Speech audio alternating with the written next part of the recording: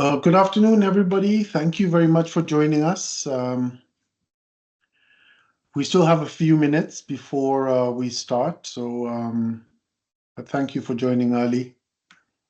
We'll give the rest a few minutes to join us, and we'll plan to start at just after 4 o'clock. Thank you.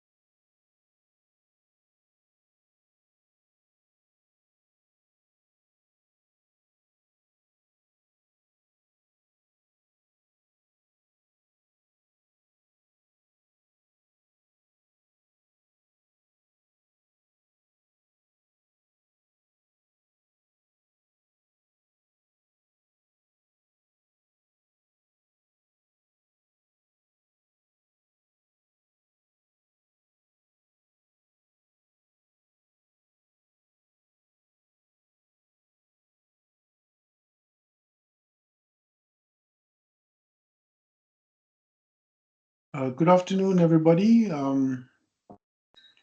Thank you for joining us for the Anti-Racism Grant information session. My name is David Icharia, and I'm the Program Implementation Manager for the Multiculturalism and Anti-Racism branch with the Ministry of Jobs, Economy, Trade, and Immigration. We are getting used to our new name. We've recently had a bit of a reorganization.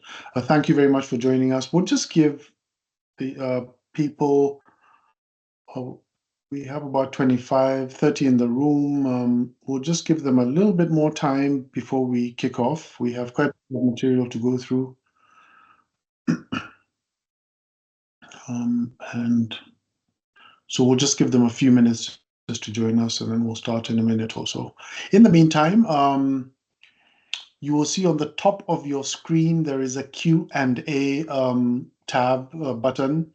If you click on there, that is how we will be, you'll be able to post any questions you have in there, and the team will respond. Please don't use the chat feature, use the Q&A feature instead, and we will be responding.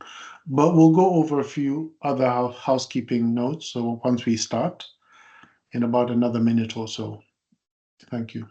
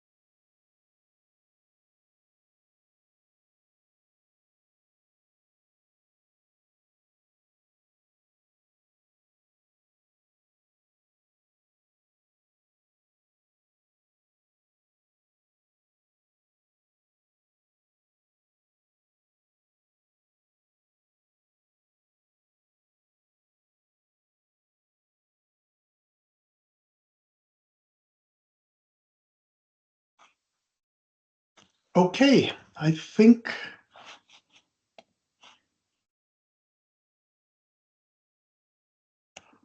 Yes, so there's a question that has just been posted. Are we able to view the recording for this? So yes. So this is being recorded, and we will be uploading it onto the Anti-Racism Grant web page, the government page. So yes, you'll be able to.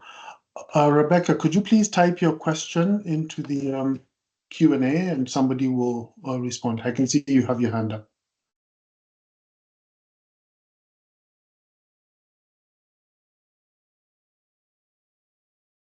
And so we are going to begin. With our presentation. Rebecca, I can see your hand up, so please do post your question in the Q&A, and one of the team will be happy to respond.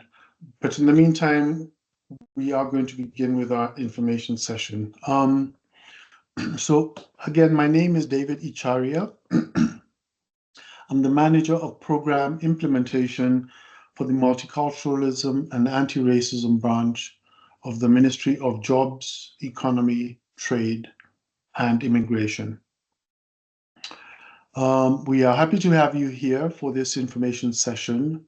On October 14th, we launched our next intake, and we will be closing this next intake on December 19th. So you have a couple of months to submit your applications. And during this session, we are going to be going through how to apply, take you through the eligibility criteria, speak about any updates that there have been to the program since we launched. This is our third intake. We'll speak to you about the funding streams, tips for putting in strong applications, reporting and accountability requirements, etc. And there'll be a question and answer session at the end. So without further ado, I will introduce my team who will be interacting with you today. So first, I would like to introduce Jackie Sichangwa. She's a senior advisor within our branch. She will be walking us through all of those details that I mentioned and more. And also with us are Charisia Mutheke, Tajinder Singh, and Audrey Njovu. They are all program specialists within our branch. They are our subject matter experts, and they will be the ones responding to your questions. So please, at any time, feel free to use the Q&A button at the top, and they will be responding. And during the break, they will select a few of the questions that have been asked for me to respond to all of you and to provide a bit more context. And also at the end, we will open it up for questions as well. We'll be more than happy to answer all of your questions. So without further ado, I will hand over to Jackie, and she will walk us through the information for the session for today. Over to you, Jackie. Thank you, David. Good afternoon, everyone. I would like to acknowledge that we are presenting out of Edmonton, Alberta, on Treaty 6 territory. We acknowledge and respect the histories, languages, cultures of First Nations, Métis, Inuit, and all First Peoples of Canada, whose presence continues to enrich our vibrant communities. I will now share a few housekeeping notes. We will be having a Q&A session around the midpoint of this presentation and at the end, and your Q&A session will be at the top of your screen next to the chat. Please type your questions anytime throughout the presentation, and we'll do our best to answer as many questions as possible today. This session will be recorded and posted on the Anti-Racism Grant Program website, where you can access it for future reference. Next slide, please.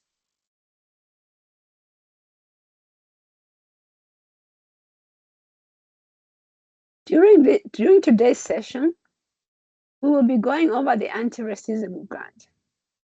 First, we will talk about the intent of the program, provide information about the two different program streams, program objectives, program outcomes, eligibility requirements, and timelines.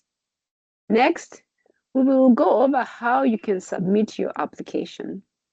We will then talk about how applications will be evaluated and provide you with some tips for a successful application. Finally, we will go over some important dates to be aware of. During the Q&A portion of this session, we will go over questions you have submitted. As I mentioned earlier, we will pause for questions around the halfway mark of the presentation, so please type your questions anytime. The information we are presenting today is available in the guideline on our website at www.alberta.ca/anti-racism grant. Next slide, please.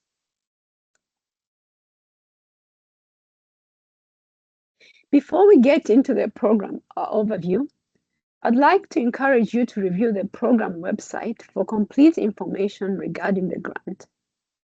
The program guideline, which is on the website, has comprehensive information regarding the requirements of this grant program. We are aware that some of you would have heard about the Ethno-Cultural Grant Program, which is also currently open for applications. Please refer to the Ethno-Cultural Grant Program website at www.alberta.ca/ethnoculturalgrant for more information. There are some key differences in the purpose, outcomes, and requirements of these two grant programs. Therefore, please pay careful attention to the information we are sharing with you today. Next slide, please. Program summary. The Anti-Racism Grant Program is intended to support organizations in Alberta in two ways. One, to implement initiatives that combat discrimination and address systemic racism by providing funding for projects that increase public education. Secondly, to enable Albertans to recognize and value cultural differences and heritage. The program will also support smaller grassroots, Indigenous, and ethnocultural groups to deliver programs and services through partnerships with larger organizations.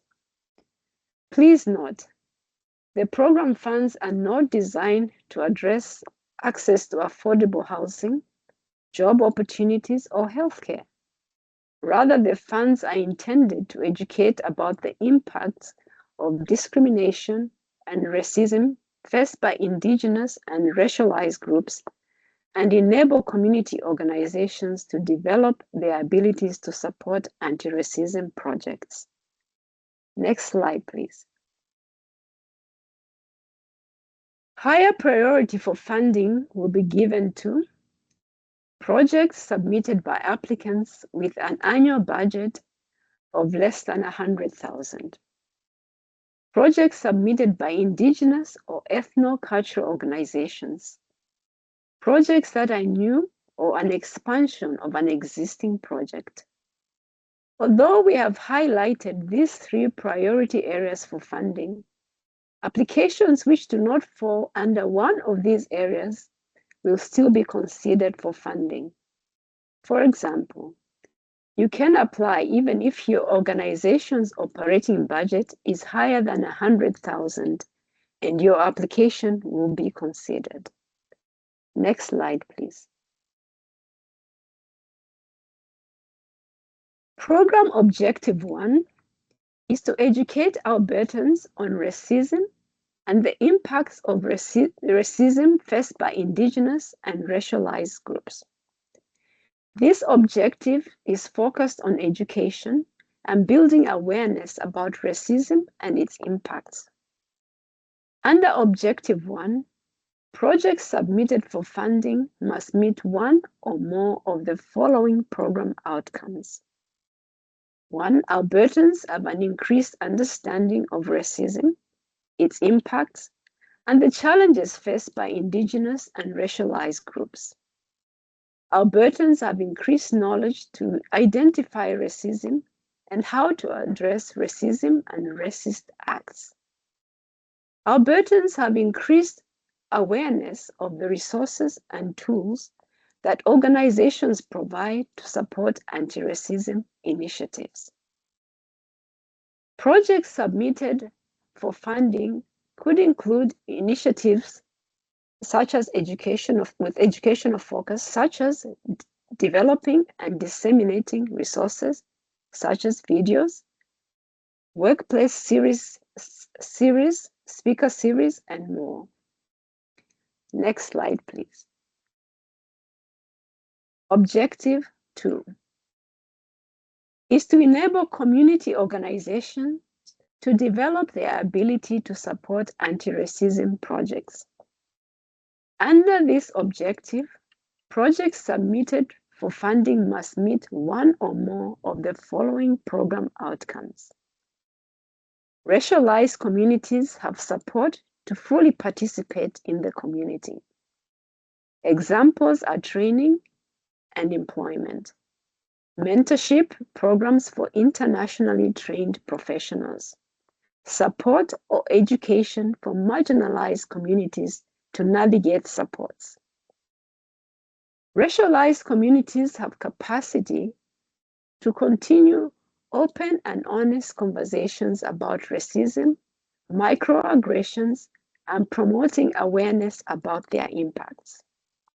Examples may include workshops and seminars to provide impacted communities with information, tools, strategies to recognize and deal with racism and microaggressions. Next slide, please. The Anti-Racism Grant Program has two funding streams. Under Stream 1, projects for grant funding must align with at least one of the identified outcomes listed under either of the program objectives. This means your project must align with at least one outcome under Objective 1 and one outcome under Objective 2. Under Stream 2, projects for funding must align with at least one of the identified outcomes listed under both of the program objectives. This means your project must align with at least one outcome under Objective 1 plus one outcome under Objective 2. Your project would not be considered eligible under Stream 2 even if you were to select two outcomes under Objective 1 only.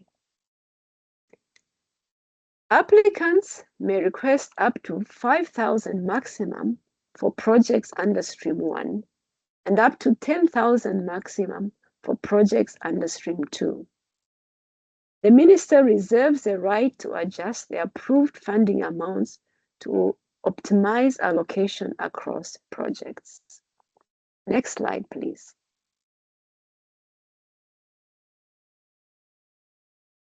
On this slide, we have a closer look at how to decide on the funding stream.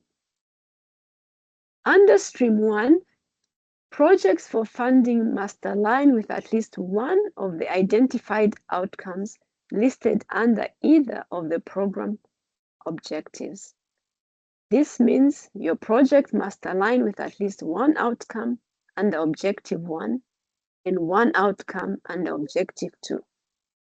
An example would be, if your project is under Objective 1, it must align with at least one of the three outcomes here. Of course, you could align it with two or even all three outcomes. Under Stream 2, projects for funding must align with at least one of the identified outcomes listed under both of the program objectives. This means your project must align with at least one outcome under Objective 1 plus one outcome under Objective 2. Your project would not be considered eligible under Stream 2 even if you were to select two outcomes under Objective 1 only. An example would be, if your project is under Objective 2, It must align with at least one of the 3 outcomes under Objective 1 and one of the 2 outcomes under Objective 2. Of course, you could align it with more outcomes under both objectives. Next slide, please. Eligibility requirements. This slide lists the eligibility requirements for the grant. Organizations must be based in Alberta.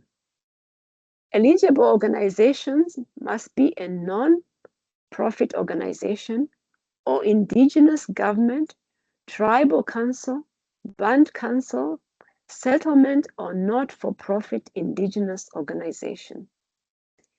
The following organizations may apply as primary applicant in partnership with an Indigenous and/or ethnocultural organization or organizations.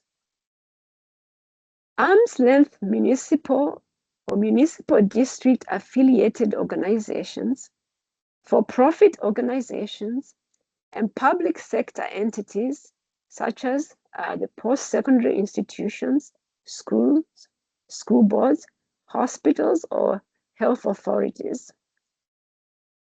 Partnerships would be beneficial to smaller organizations that do not have the capacity, resources, or knowledge to apply on their own. With the focus of this grant being to benefit Albertans, projects must be focused on Albertans and must take place in Alberta. Your projects must not start before April 1st, 2026. Any project that has started before the application deadline will be considered ineligible. Finally, be in good standing. If you're receiving other Government of Alberta funding, be up to date on your reporting requirements. Next slide, please. On the screen are a list of ineligible organizations. Arm's length municipal or municipal district affiliated organizations like libraries, except in the case of partnerships as noted in the previous slide. For-profit organizations or corporations, except in the case of partnerships as indicated before. Municipal governments, public sector entities such as the public post-secondary institutions, schools, school boards, hospitals, healthcare authorities, except in the case of partnerships as noted before. Federal and provincial crown corporations, federal, provincial, or municipal governments, political parties, and individuals are ineligible. Next slide, please. Considerations for a strong application. Organizational capacity can be demonstrated through resources, people, knowledge, and skills to successfully deliver the project. Organizations must have a clear understanding of the project they want to undertake and how it will contribute to the goals or outcomes of the Anti-Racism Grant Program. Applicants will be required to submit a detailed budget. Be specific in your funding request and ensure the items in your budget match your project. The educational component of projects could be the development of tools or resources which participants can use during or after the project. With the focus of this grant being to benefit Albertans, projects that are not focused on Albertans and which do not take place in Alberta will be considered ineligible. Your project must not have started before the date you apply. Any project that has started before the application date will be considered ineligible. Finally, your project must be able to demonstrate its impact on the objectives and selected outcomes. Next slide, please. Reporting. For Intake 3, all organizations are required to submit the project outcomes and financial reports online. Organizations will have to sign onto the application portal and complete all the required information. Organizations are required to obtain feedback from participants for the approved project or initiative. Standardized survey questions are provided on the website. Organizations that fail to submit their final reports within 60 days of the project completion date will be deemed non-compliant and required to return all grant funds to the Government of Alberta. Recipients are encouraged to plan and manage their budgets in a way that allows them to fully utilize the grant funds awarded, ensuring that all eligible activities are supported and project goals are met. Unused funds may indicate missed opportunities to maximize impact within the scope of the grant. Based on the grant agreement, Section 311, up to 15% of the recipient's budget as set out in the proposal may be transferred from one category to another without the minister's prior written approval. The recipients shall submit a written request to the minister for approval of any transfer of more than 15% from one budget category to another. Please refer to Section 8 of the grant agreement for information on how to communicate with the minister if required. Next slide, please. Acknowledgement of Government of Alberta funding. Successful applicants must acknowledge the financial support of the Government of Alberta in communications and materials related to the funded project. Acknowledgement must include, where applicable, incorporation of the Government of Alberta logo on promotional materials such as brochures, posters, websites, and event signage. Recognition in public announcements, media releases, social media posts, and other public communications. The Government of Alberta logo will be provided to successful applicants in standard or reversed formats. Recipients are expected to use the logo in accordance with the Government of Alberta's Visibility Identity Manual. Alternate formats may be requested from program staff if needed. Read the grant agreement to understand your obligations. The two last steps in your application are the declaration that you will be making and review of your grant agreement. Next slide, please. Before we move to the next part on how to apply, I'd like to pause for questions. Please add your questions to the Q&A section at the top of your screen, and we'll proceed to answer some of those questions. David, do you have any questions we can now address? Thank you, Jackie. I think all of the questions that have been asked so far have been answered. I'm just having a quick look.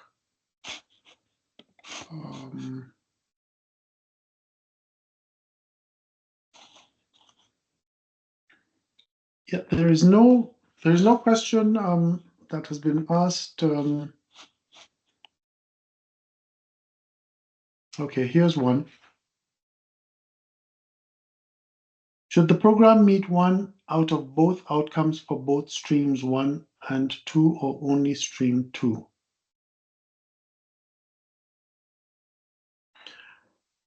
when you are applying, you are going to be required to select a stream. So it depends on whether the outcomes that your project is going to be meeting will be only within one objective or both objectives. So if it's only meeting outcomes in either objective 1 or objective 2, then at that point you would be applying for stream 1.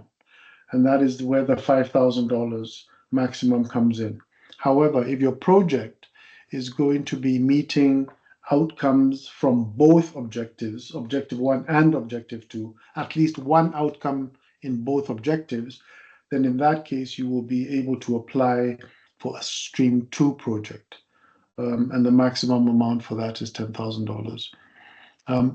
I hope I've answered your question, and if I haven't, please write again.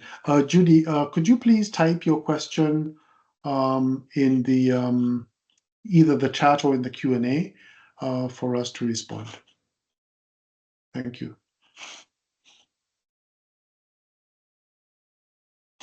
There is a new post.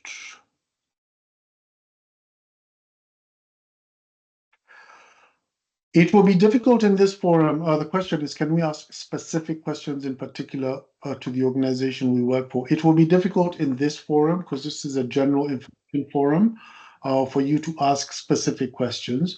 We are able to answer general questions that apply to everybody. But at the last slide in the slide deck gives you an email address where you will be able to send any specific questions that you would like us to answer. We'll be more than happy to answer them. Just won't be able to get into specifics at this point. But yeah, so there'll be an email address that you will be able to send your question to. If eligible, can an organization apply separately for both streams? No, you can only apply for one stream. Now, we do have 2 grants. So there's this anti-racism grant, which is the one we're speaking about now. But a few days ago, we had an information session for our other grant, which is the ethnocultural grant. Now, you are able to apply for both grants. However, you will only be funded for one grant within any given year. So in that case, we advise that you select the project that would be your strongest one and apply for that. These grants are they're very heavily oversubscribed. So only the strongest applications are the ones that will tend to be successful. So we do encourage organizations to focus on the project that their community needs and submit that application. But you won't otherwise be able to apply for 2 separate grants within the same application. The system won't let you do that. So there's another question. If there's a partnership, the ethnocultural and a completely separate project with another partner B, can we apply for both grants? Yes, as I said, you are able to apply for both grants, regardless of whether you have a partnership or not. But let me just read the question again. If there is a partnership for the ethnocultural, but then a completely separate project with another partner, yes, you can apply for both grants with 2 totally different partners. That is not a problem. But keep in mind that you will only be funded for one. For one project. So yeah, so just keep it in mind.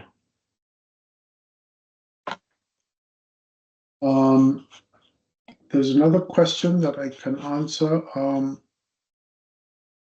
We are a nonprofit that was created in 2018. In 2025, we were not active, not only in the process of reactivating it. Can we apply for this program? Yes, as long as by the time, so the question is, the organization was inactive from 2020 to 2025, but they initially registered in 2018. As long as by the time you are submitting your application, you are active. So start the process now of getting yourself back to being active, because your organization has to be active by the time you are submitting the application. So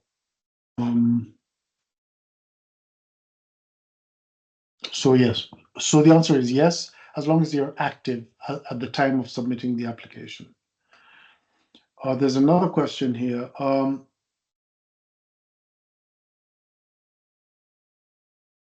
Can we have both info after this session? Both information session, this is being recorded and it will be posted up on the Anti-Racism Grant website, as will the one that we did a few days ago for the Ethnocultural Grant website. So all of that information will be posted on the Ethnocultural Grant website, so you'll be able to access it. To be eligible, the organization, oh, sorry, that's an answer.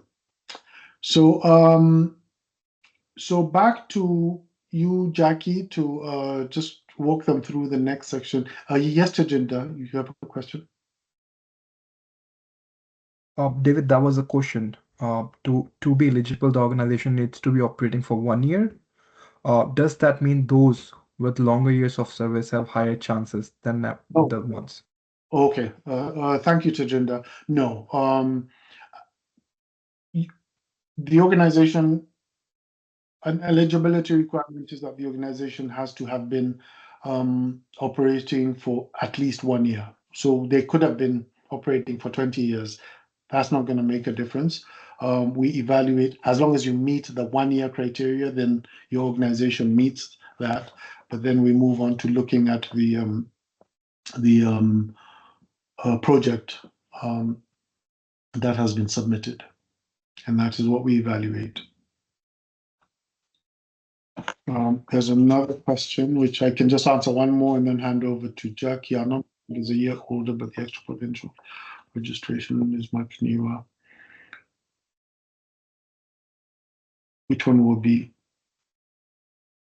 Okay, so the question is, our nonprofit is a year older, but the extra provincial registration is much newer than the federal registration. So which one will be considered for eligibility? The one that has been valid for more than a year is the one that we would consider for eligibility. Now, you can be a federally registered nonprofit, and as long as you have been for more than 1 year. But in order to be a federally registered nonprofit, your organization, will have to have an operating address in Alberta. Because remember, one of the eligibility criteria is that the project has to be in Alberta for Albertans. So you need to have an operating address within Alberta. So if that makes a difference, we will need that as part of your eligibility. But you can be federally registered, and that's perfectly fine. You will still be eligible as long as you are actively registered right now. I think I saw another question coming. I don't know where I saw it.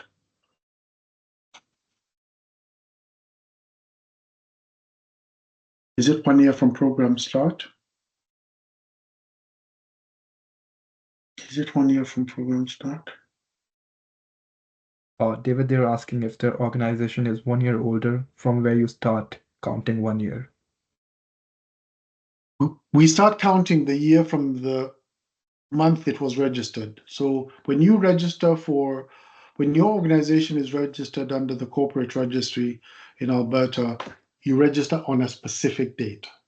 And that's what we see. So when we go into the corporate registry, we'll know the exact date that your organization is registered. So that's the date that we start from. So as long as it's 1 year, so by the time that you're submitting your application, as long as it's a year or more than at least a year that you were registered. Is it allowed to continue to extend previously approved project under the funding program? Yes, the answer is yes. So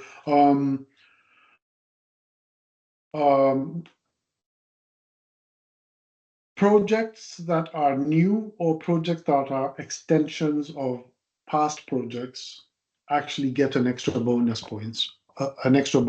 So, for example, if you did receive funding for intake 1, which was in 2023-24, and now you are looking to put in a project that has a new feature of that original project, then yes, you can do that. In fact, you will get an extra point for it. So that is a good thing. So the answer is yes. But over to you, Jackie, now. We can come back to Q&As, or we will come back to Q&As at the end of after Jackie has given her the second half of her presentation. So over to you, Jackie.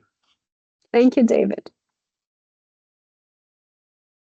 We will now take you through the application process. Next slide, please. Here are some important considerations before you begin your application. The first and most important step in the application process is to review the program guideline carefully. This will help ensure that you avoid mistakes and that you include all relevant information. Gather all the relevant information about your organization, including organization name, registered address, and banking information. Please ensure the organization has an active corporate registration number, as this number will be verified. You will also need to know your corporate registration number or Workers' Compensation Board number, as this will help you auto-populate your organization's information on the online application portal. Ensure you leave yourself plenty of time to complete and submit the application, as applications must be submitted by the deadline to be considered for funding. The deadline for submission is December 19th, 2025 at 5 p.m. Mountain Standard Time. Incomplete or incorrectly completed applications will not be considered. Next slide, please. The application process involves several steps, including creating an alberta.ca account, selecting the applicable grant application, completing the application form, attaching relevant documents such as the budget report, and submitting the application. We recommend you review the program guideline carefully before you start your application to ensure applications are submitted correctly. Incomplete applications may not be reviewed. The application form requires detailed information about the organization, its mission, and its proposed project or program. The application form also requires detailed budget and timeline. The application form must be submitted by the deadline to be considered for funding. Applicants are encouraged to provide clear, relevant information about their projects in their applications. Once an application has been started, you can save your progress and return to the form later. We have provided detailed video instructions on the website, which will guide you through the application process. Next slide, please. On the next slide, we will take you through some criteria we use to assess applications. Next slide, please.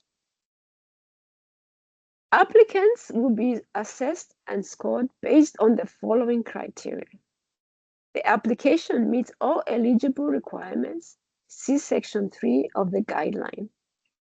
The organization's capacity to achieve the project goals as demonstrated through the information provided online and supporting documents.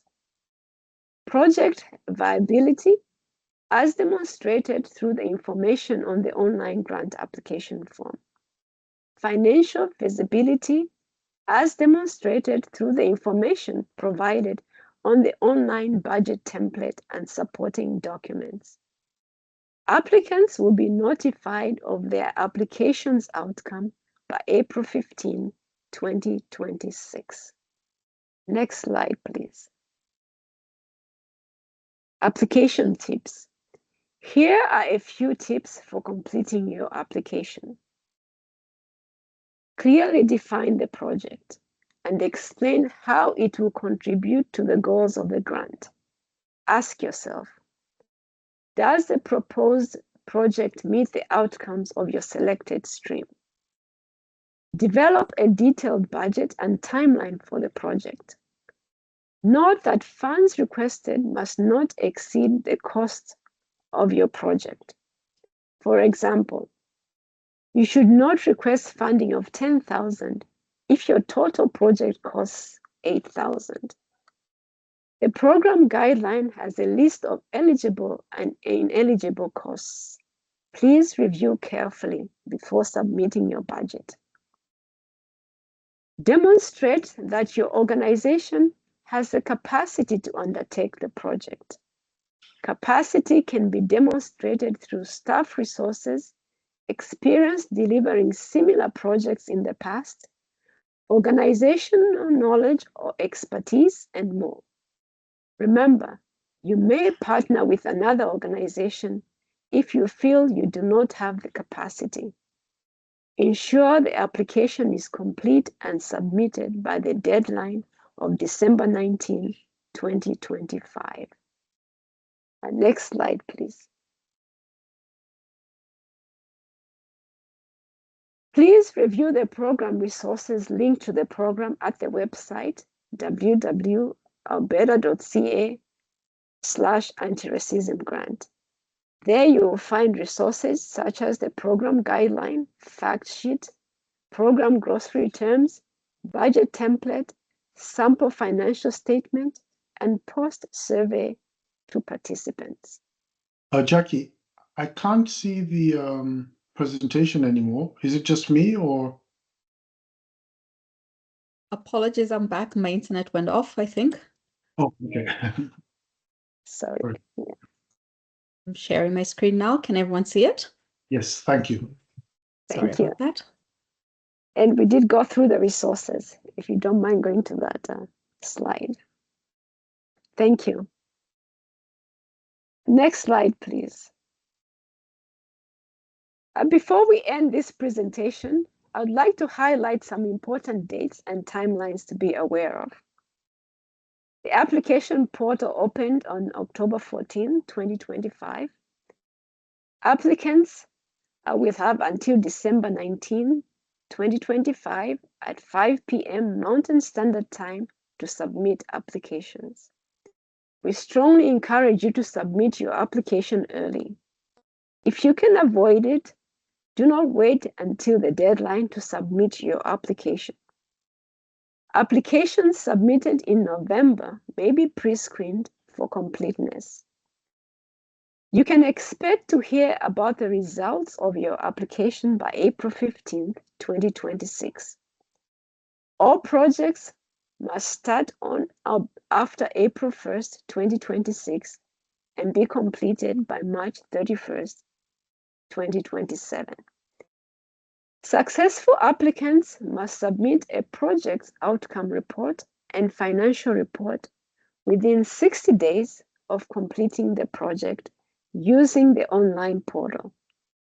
The Minister reserves the right to adjust the approved fundings to optimize allocation across projects. Next slide, please.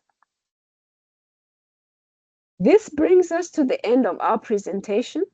We will now proceed to respond to questions that have been posted on the Q&A. David, are there any questions to respond to? Thank you very much, Jackie. Before I get on to questions, I just wanted to maybe emphasize again something you have just said 1 or 2 slides back about encouraging organizations to submit their applications early. So the program is very heavily oversubscribed. So the demand for the funds is higher than we are able to, or Minister is able to fund. We also know from past intakes that the large majority of organizations will typically wait until the very last week in order to submit their application.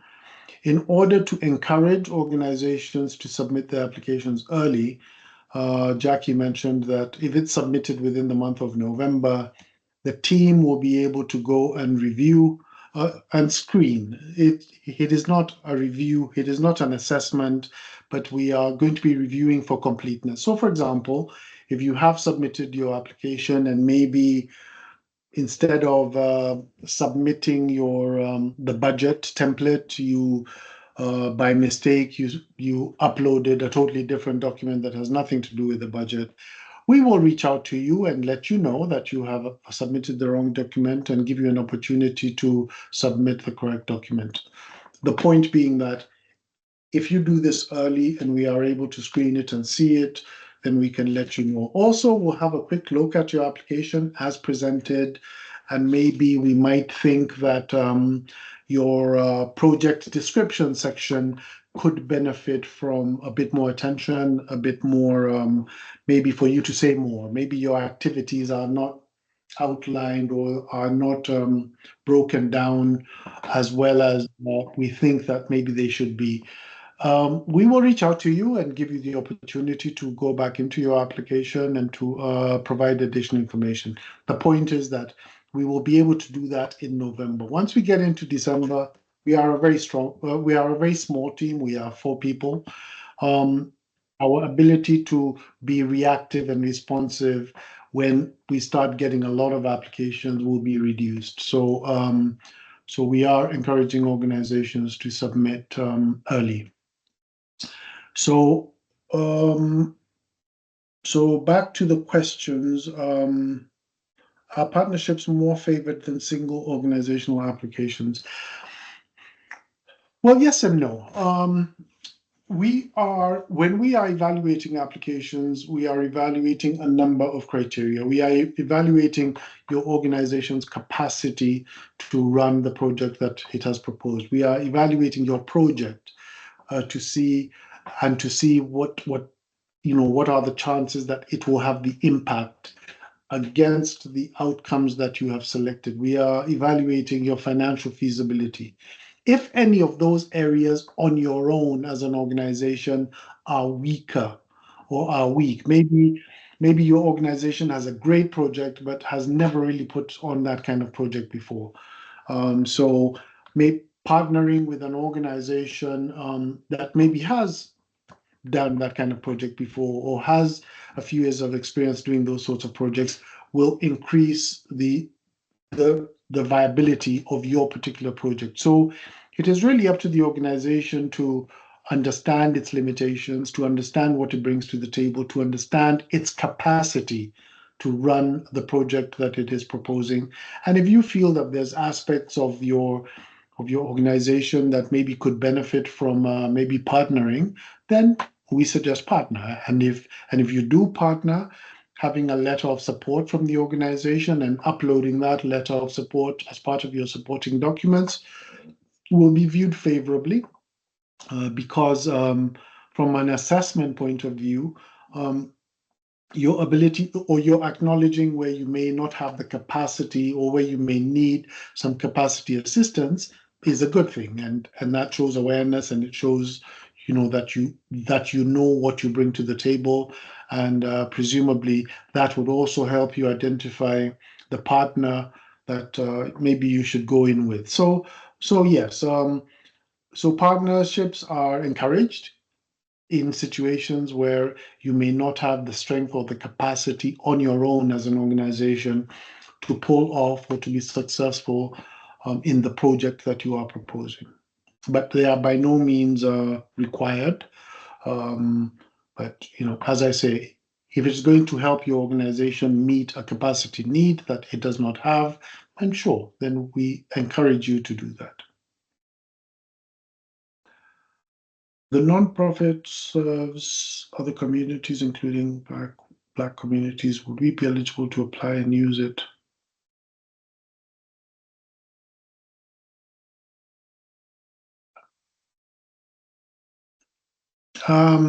Okay. The nonprofit I work for serves other communities, including various Black communities. Would we be eligible to apply and use it to address those specific communities? Yes.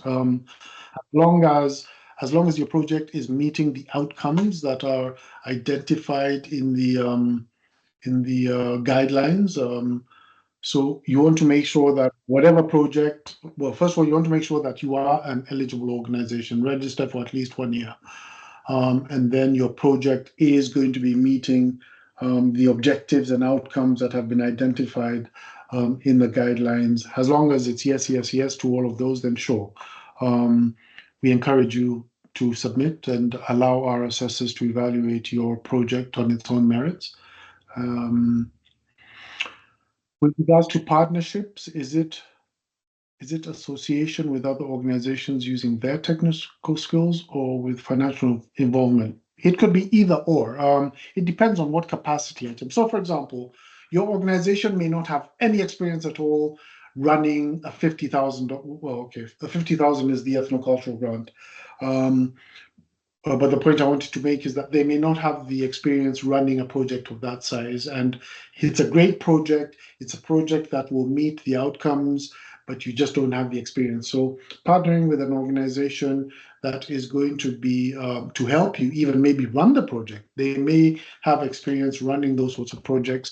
So they would be the ones. So that's the skill that they would be bringing, or the capacity that they will be bringing to you project. And it could be technical skills. Your staff is maybe the people who run the organization are volunteers, they're transient, you just don't have the depth of experience maybe running the project. So the partnering organization could be bringing in some technical skills that you need in order to deliver on that project. So it depends on what it is, but yes.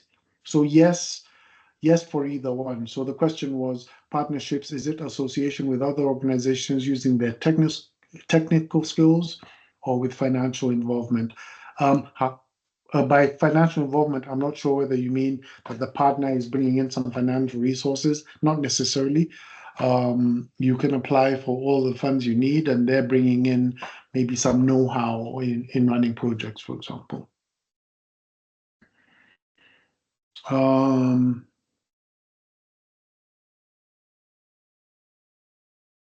Okay, I think I've answered all of the questions there. Let me see if there's any other questions.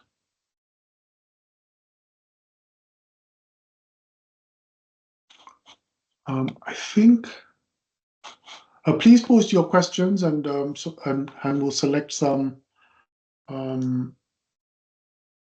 Okay, that's been answered.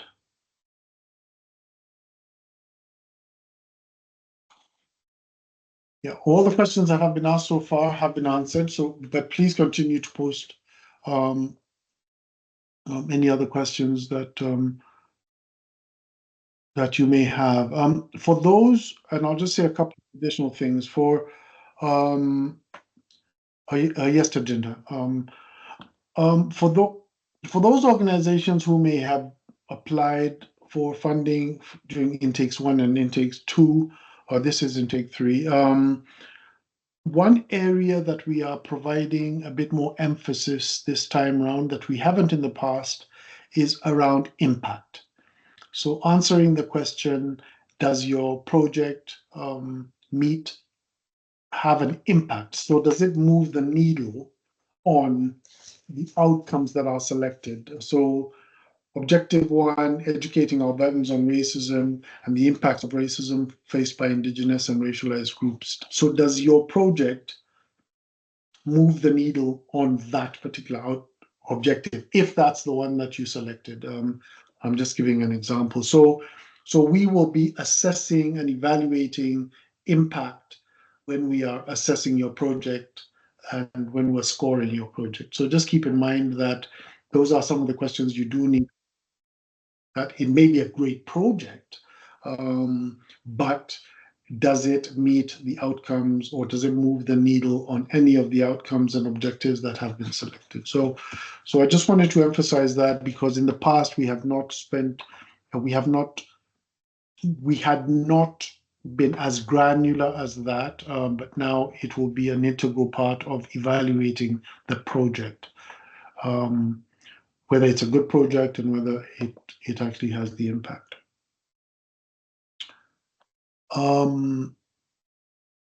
happy to answer any more questions. We still have a bit of time, or we still have half an hour. We had scheduled to be here until 5:30, and we are happy to answer any questions that you might have.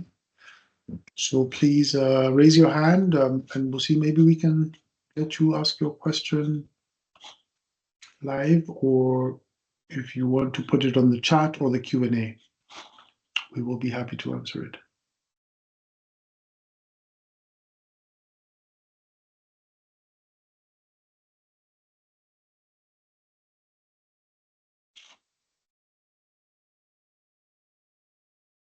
Team, are there any other questions that maybe have not been answered that I can answer? Now, I just want to speak, give me a second, Omar. I just wanted to speak about this last slide. So if you do have any other questions, after we're done, please do send them to that email address, and we will certainly respond. Especially if your question is really specific to your organization or really specific to your circumstances. It would be difficult for us to answer it in this forum, but if you ask us the question at that email address, we will certainly respond and give you an answer. Yes, Omar, just give me a second.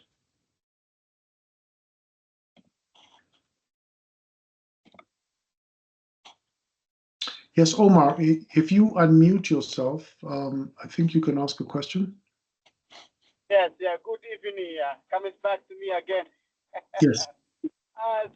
My question is then for the multicultural and anti-racism is the same platform. Can organization apply for that one and this one together?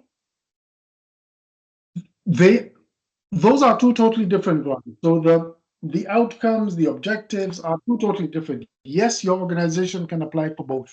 You can apply for the ethnocultural grant, and you can also apply for the anti-racism grant, but your organization will only be provided funding for one if you are successful. So if both of your projects were selected or were evaluated as being very good projects, you will only be given funding for one of them. So we encourage organizations to think about the project, which grant do they match better with? Is it the ethnocultural grant? Because again, the outcomes, the objectives of both grants are totally different. So it depends. So we encourage you to, if you feel that you have the capacity as an organization to apply for both, do so.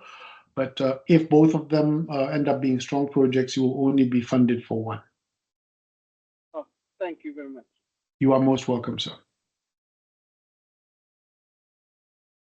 Any other questions any of you might have? David, there are two questions on the chat for you to answer. Okay.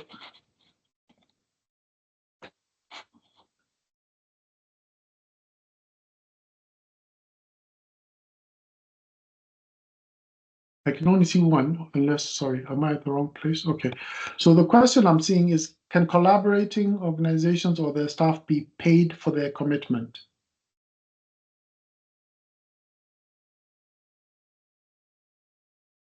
Ooh, it depends. Now, if you look on the, so there's a budget template. So if you go into the grant resources, there's a budget template, and on it, the top part is about salaries and wages, and then the bottom part is about the activities and the overheads of the project. So yes, I guess in principle, if you need to pay salaries and wages for the staff who will be working on the project, you can do that as part of your your ask, your funding ask, but it needs to be balanced. So for example, you can't have 80% of the project cost being salaries and wages and only 20% being, going towards the project. That's a bit of an imbalance. So it depends on what it is you're proposing. It depends on how you're planning to staff it. And yes, you are able to provide some salaries and wages for staff who will be working on the specific project. And again, if you are proposing a one-day project, a one-day workshop or seminar, then the salaries and wages should be commensurate. So, it should be just the wages or salaries affiliated with putting together this one-day project. So, that's as general an answer as I can give. I think my advice would be apply. So put together your project, put together your proposal, and apply, and allow our assessors to evaluate your project, your specific project, your specific outcomes. I think that might be the best way to handle it, because obviously I wouldn't be able to get any more specific than that. If you have support letters that you think are going to strengthen your application, can you include them, or we have to stick to the application guidelines without extra stuff? No, certainly. The application portal will allow you to upload whatever supporting documents you have.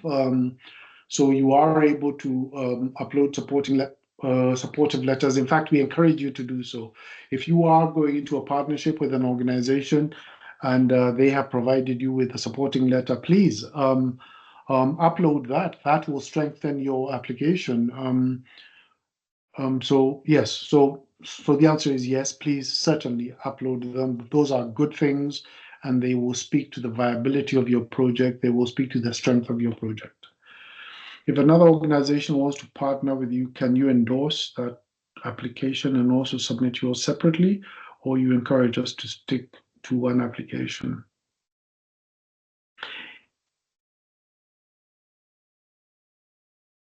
I think the answer is that it depends. If the reason you are partnering with an organization is because they are bringing to the project a particular capacity that your organization alone does not have, then presumably it's reasonable to assume that the application that you put together in partnership with the other organization will be a stronger application, right? So, however, if you think that your organization submitting an application might be as strong as the partnership one, then I guess the question is, then why do you need the partnership? So, you will be, again, it's up to you. I don't know what the reason might be why you might want to submit two, maybe thinking that you're going to be doubling your chances, but I don't think that it quite works that way, and we would encourage you to figure out which application will be the stronger application. Will it be the one where you're partnering with the other organization because they bring in a specific capacity that your organization does not have? In which case, go that route. Is what we would apply. But at the same time, you are welcome to do what you want to do, and every application will be evaluated on its own merits.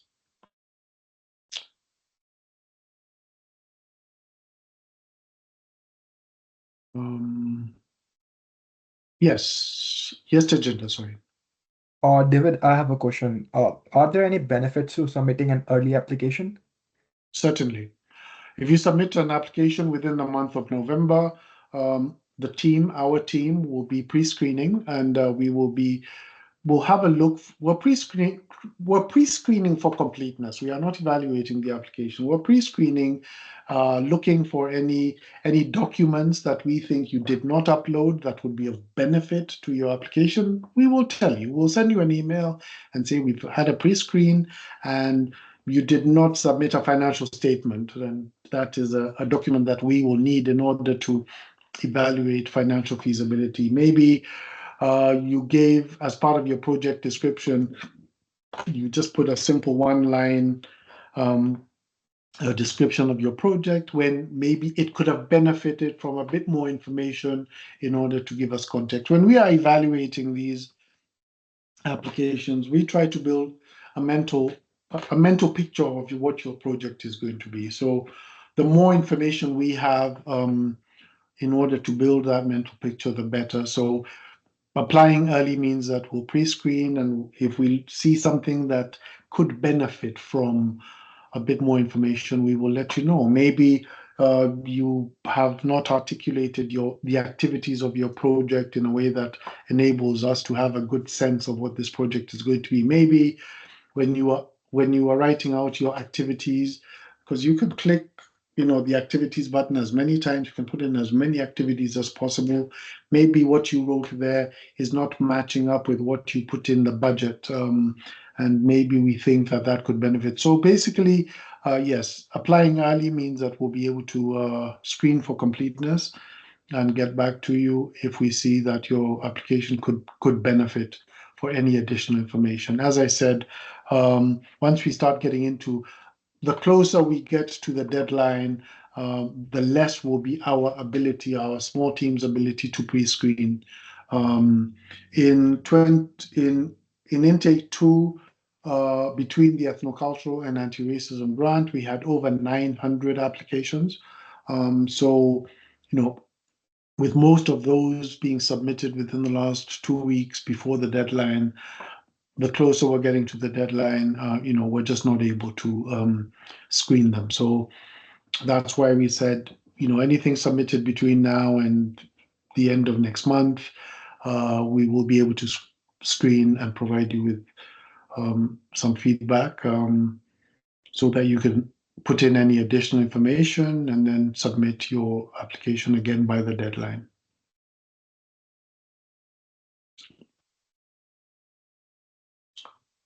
So any other questions? Feel free to put. David, there's a question on the chat.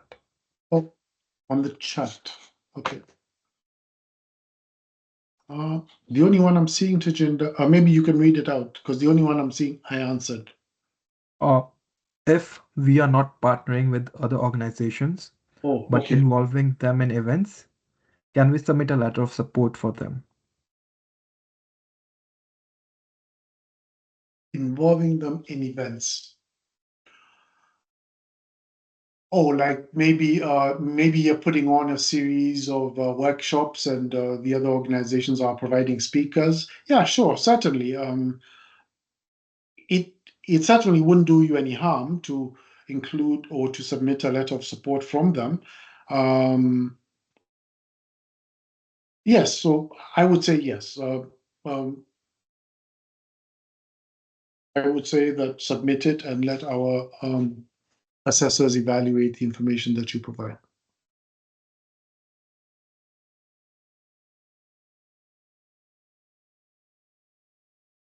There is another question, David, on the chat as well. What financial documents are being requested for the grant? The answer to that is in the if you go onto the web page, or rather in the application. So once you have an alberta.ca account and you go into the application, it actually walks you through every document that you are required. In the supporting documents section, it tells you which documents are mandatory and which ones are not mandatory. So the answer to that will actually is that you need to go ahead and start your application, and it will show you what information you will be required, or what information will be required. And also the grant guidelines actually also articulate for you what information is required. If the organization submitting an application is given a supporting letter by the larger organization they are part of, if the organization submitting an application is given a supporting letter by the larger organization they are part of, would that be beneficial? Not entirely sure I understand that. So maybe you're saying that if the organization is, so the organization submitting an application is part of a larger organization. So is getting a support letter from the larger organization beneficial? But if you're part of the organization, then I don't know. It's a bit hard for me to answer that one, because there's quite a few ifs if ands or that one, because if you are part of the large organization, then you are, and that is the same organization. So I'm not sure. I would say go ahead and submit a supporting letter from the larger organization, and when we are evaluating it, we will evaluate it on its merits. It's a bit hard for me to quite understand, or there's a few ands, ifs in that, so I don't know what the exact circumstance is. So we say apply and submit a letter, a supporting letter from the larger organization, and we will evaluate it. I'll put it this way, it wouldn't do your application any harm doing so, so I would suggest you should go ahead and do so.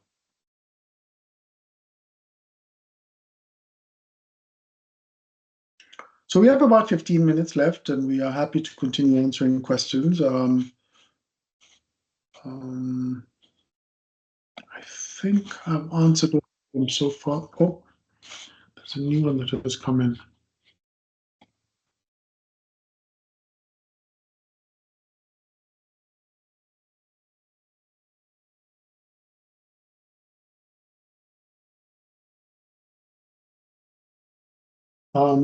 Okay, sorry, that question has cut off, so I can't see what it says. It just says see more. So maybe Tajinda, if you would post on our chat and see the full. Okay, there we go. As part of our commitment to equity and transparency, we're curious to learn more about the screening tools or practices the selection committee uses to help minimize bias through the evaluation process. Could you share any insights on this?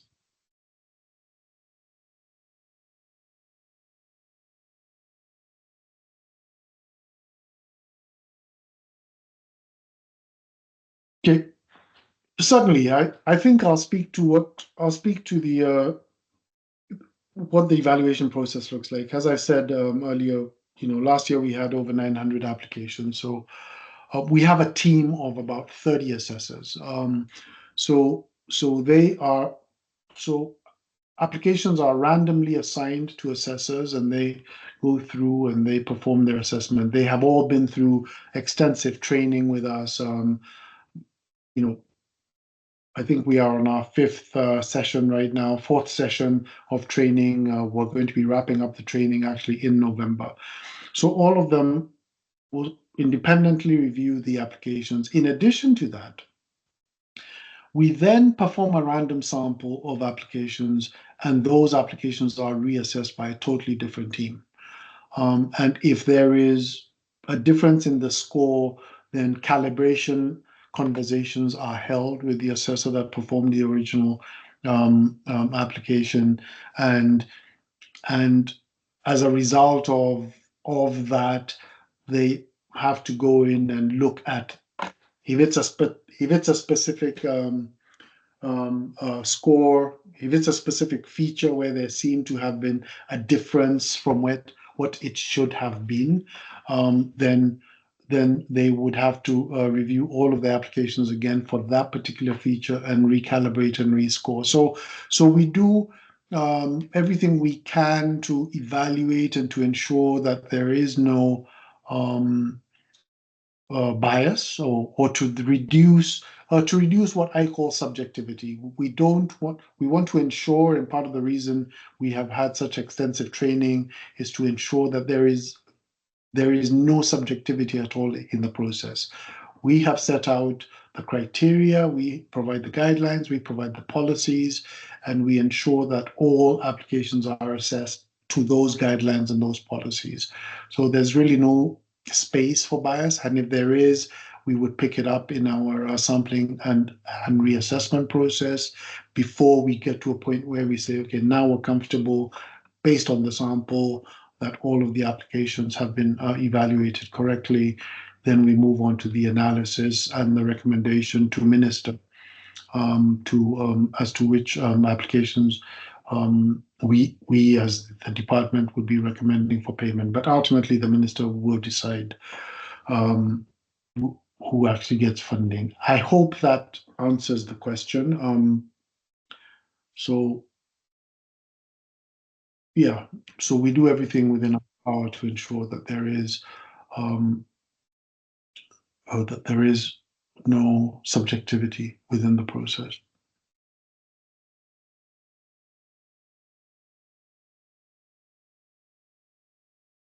Yeah, yeah.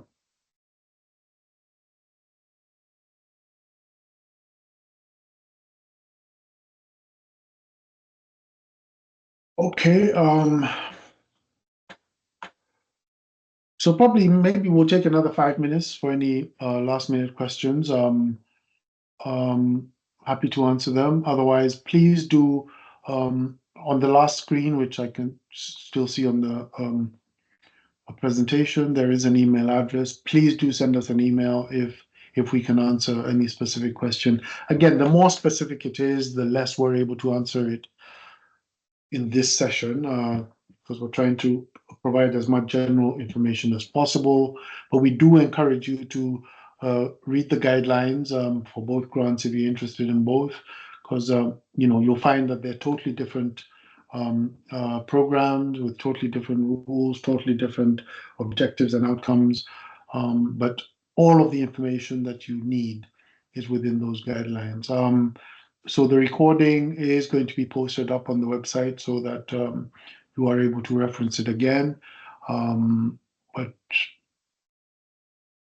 that's about it.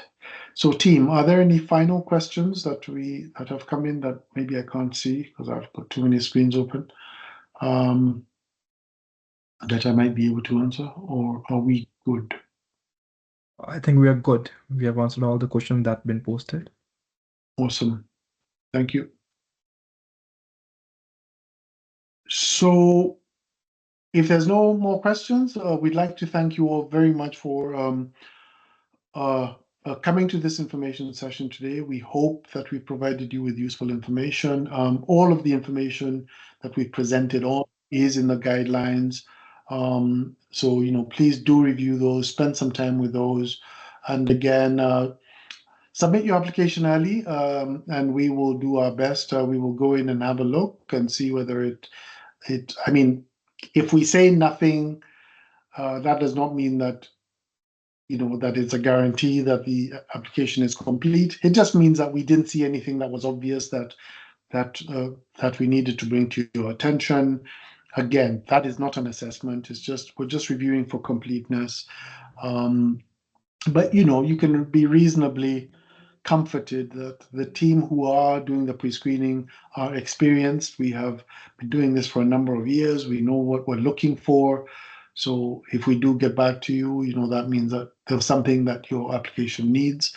So, but the sooner you put it in, the better. And then, but that said, on the 19th, after 5 p.m. on the 19th of December, applications will close. Then we'll get everything ready for assessment.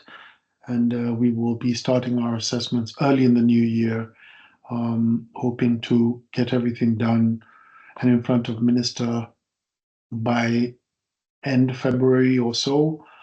And the objective, we're trying very hard to make sure that we fund all of the approved funds or approved applications by our fiscal year end. Our fiscal year end is March 31st, 2026. So we're hoping to have at least the decisions on who's getting funding by then, and within the month or so thereafter, sending out or funding the projects so that you can all get on with putting on great projects. Thank you all very much, and we hope you found that information helpful. By the end of this week or by early next week, they will be up. We'll post them up on the website, so you'll be able to have access to the material.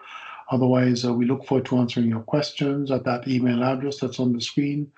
And thank you very much, and have yourselves a good, it's Thursday today, but a good weekend, and we look forward to receiving your applications. Thank you.